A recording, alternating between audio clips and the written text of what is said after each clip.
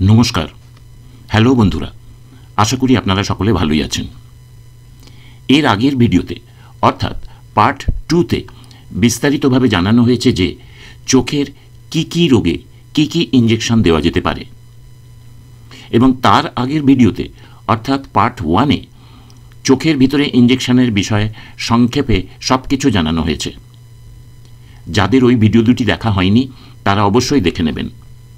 দেখলে চোখের ভিতরে ইঞ্জেকশনের বিষয়ে অনেক কিছু জানতে পারবেন।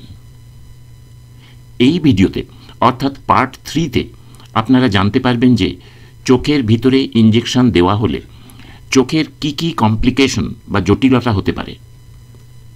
সব শেষের বা পার্ট 4তে জানানো হবে চোখের বিষয়ে ইঞ্জেকশনের বিষয়ে আপনাদের বিভিন্ন প্রশ্ন এবং আমার উত্তর। আশা করি আপনারা ওই ভিডিওগুলিও দেখবেন। যারা এই চ্যানেলে নতুন তাদের জানাই যে এই চ্যানেলের ভিডিওগুলির বিষয় আমাদের চোখের বিভিন্ন রোগ ও অবস্থা সম্বন্ধে আলোচনা। ভিডিওটি ভালো লাগলে এই চ্যানেলকে সাবস্ক্রাইব করবেন। আর যারা অলরেডি সাবস্ক্রাইব করেছেন তাদের জানাই অনেক অনেক ধন্যবাদ।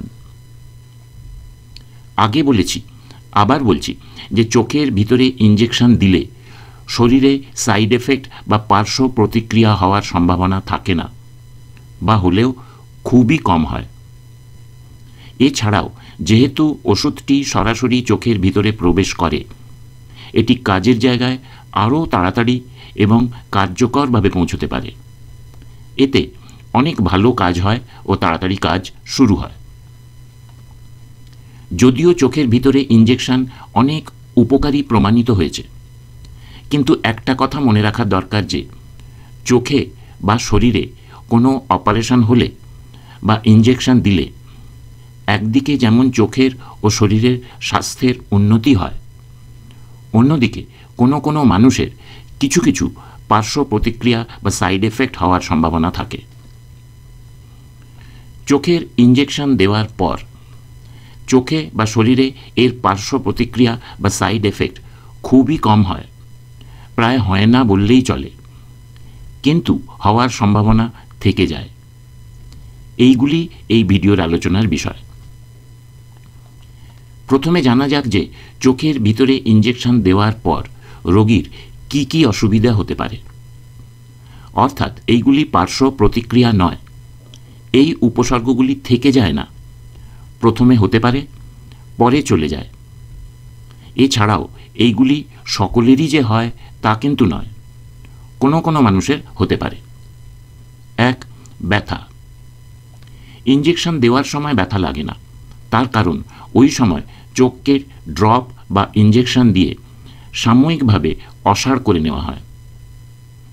যখন এই ড্রপ বা ইঞ্জেকশনের এফেক্ট চলে যায় তখন কোনো রোগী ব্যথা অনুভব করতে পারেন, কিন্তু সকলের হয় না।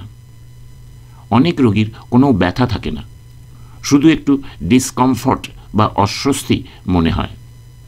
এটা কিছুক্ষণ পরে আপনার থেকেই চলে যায়। 2. অনেকের চোখ অল্প লাল হয়ে যায়। এটা খারাপ কিছু নয়, এটাও আপনার থেকেই চলে যায়। 3. চোখ থেকে জল পড়া। অনেক রোগী বলেন যে চোখ থেকে বেশি জল পড়ছে। এতেও ভয় পাবার কিছু নেই, এটাও কিছুক্ষণ পরে আপনার থেকেই চলে যায়। 4. ঝাপসা দেখা। ইঞ্জেকশন দেওয়ার ঠিক পরে চোখ ঝাপসা লাগতে পারে, মনে খুব ভয় লাগতে পারে যে চোখের কি হলো, কিন্তু চিন্তা করবেন না, এটা কয়েক ঘন্টার পরেই ঠিক হয়ে যায়। ফ্লোটার্স বা কালো জিনিস দেখা। প্রথমে লাগতে পারে, এটাও পরে ঠিক হয়ে যায়। এই সব উপসর্গগুলি হতে পারে। সৌভাগ্যবশত এইগুলি হলেও আলাদা করে চিকিৎসার খুব একটা দরকার হয় না, কিন্তু কতগুলি নিয়ম মেনে চলতে হবে। 1. চোখে হাত লাগাবেন না এবং চোখ রগড়াবেন না। চোখ বন্ধ করে বাড়িতে শুয়ে থাকবেন। চোখকে এবং শরীরকে রেস্ট দেবেন, বিশ্রাম দেবেন। বাইরে রোদে যাওয়া অ্যাভয়েড করবেন। খুব বিশেষ দরকারে যেতে হলে গাঢ় রঙের সানগ্লাস পরে যাবেন, যাতে চোখে বেশি আলো না লাগে। ডাক্তারবাবু যে অ্যান্টিবায়োটিক ড্রপ চোখে দিতে বলেছেন, যতবার করে লাগাতে বলেছেন, সেটা সেই নিয়ম অনুযায়ী লাগাবেন।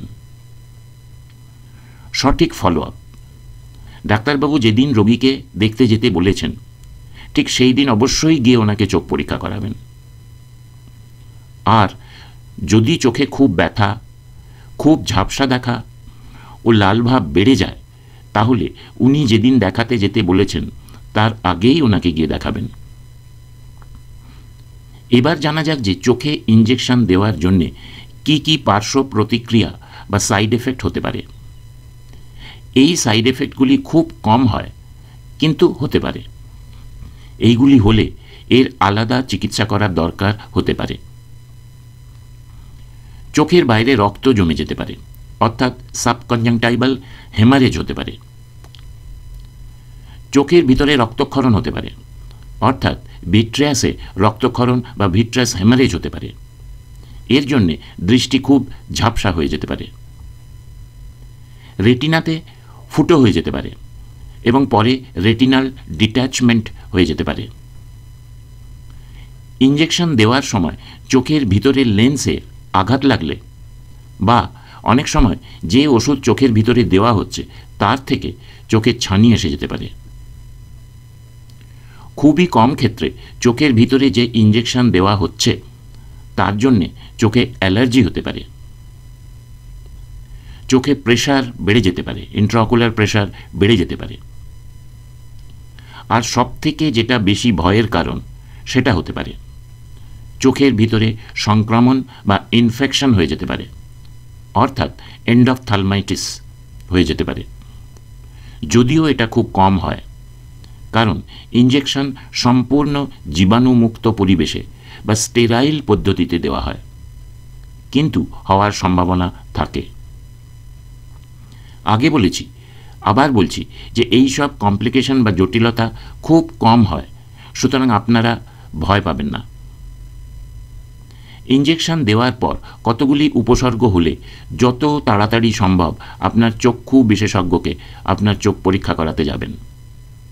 উপসর্গগুলি হচ্ছে চোখে খুব বেশি ব্যথা, চোখের দৃষ্টি একেবারে কমে গেছে, কয়েক মিনিটের ভিতরে আরও বেড়ে যাচ্ছে, ভালো হচ্ছে না, চোখ লাল হয়ে গেছে এবং সেই লাল আর কমছে না, চোখ খুব বেশি ফোলা ফোলা লাগছে। এই সব উপসর্গগুলি হলে আর দেরি করবেন না, যত তাড়াতাড়ি পারা যায় আপনার চক্ষু বিশেষজ্ঞকে দেখাবেন। উনি আপনার চোখ পরীক্ষা করে প্রয়োজনীয় চিকিৎসার ব্যবস্থা করবেন। আশা করি চোখের ইঞ্জেকশন দেওয়ার পর চোখের কি কি উপসর্গ হতে পারে যেগুলির জন্য আলাদা চিকিৎসা করার দরকার হয় না, এবং কি কি কমপ্লিকেশন বা জটিলতা হতে পারে যেগুলির জন্য আলাদা চিকিৎসা করার দরকার হতে পারে, এই সব বিষয়ে আপনাদের কিছুটা ধারণা হয়েছে। এর পরের ভিডিওতে জানা যাবে যে চোখের ভিতরে ইঞ্জেকশন দেওয়ার বিষয়ে আপনাদের বিভিন্ন প্রশ্ন এবং আমার উত্তর। ওই ভিডিওটা অবশ্যই দেখতে ভুলবেন না। ভিডিওটা পুরো দেখার জন্য আপনাদের ধন্যবাদ জানাই। কিছু জানাবার ইচ্ছে থাকলে কমেন্টে জানাবেন। নমস্কার।